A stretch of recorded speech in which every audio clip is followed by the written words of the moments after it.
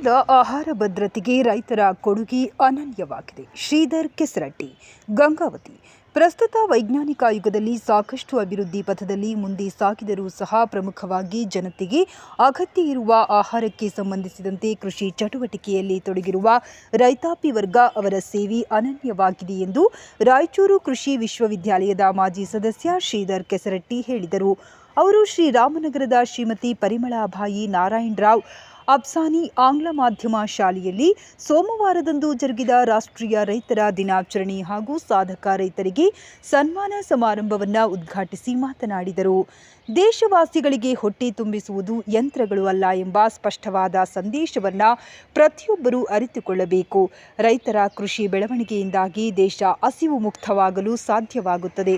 ಅಂತಹ ರೈತರ ಕೃಷಿ ಕಾರ್ಯ ಚಟುವಟಿಕೆಗಳಿಗೆ ಸರ್ಕಾರಗಳು ಹಾಗೂ ಪ್ರತಿಯೊಬ್ಬರೂ ಮರೆಸಲೇಬೇಕಾದ ಅವಶ್ಯಕತೆ ಇದೆ ಎಂದು ಸ್ಪಷ್ಟಪಡಿಸಿದರು. ಈ ಸಂದರ್ಭದಲ್ಲಿ ಕೊಪ್ಪಳ ಜಿಲ್ಲಾ ಗ್ಯಾರಂಟಿ ಅನುಷ್ಠಾನ ಸಮಿತಿಯ ಅಧ್ಯಕ್ಷ ರೆಡ್ಡಿ ಶ್ರೀನಿವಾಸ್ ಸಮಾರಂಭ ಕುರಿತು ಮಾತನಾಡಿದರು.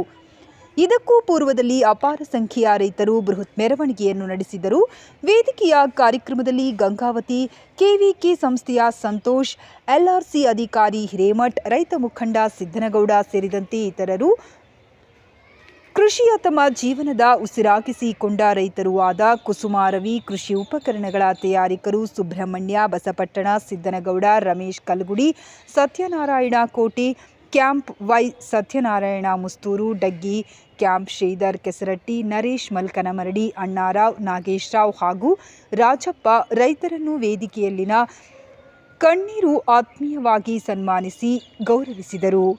ಈ ಸಂದರ್ಭದಲ್ಲಿ ಶಾಲೆಯ ಮುಖ್ಯೋಪಾಧ್ಯಾಯರು, ಶಿಕ್ಷಕರು, ವಿದ್ಯಾರ್ಥಿಗಳು, ಆಡಳಿತ ಮಂಡಳಿಯ ಸದಸ್ಯರು ಪಾಲ್ಗೊಂಡಿದ್ದರು.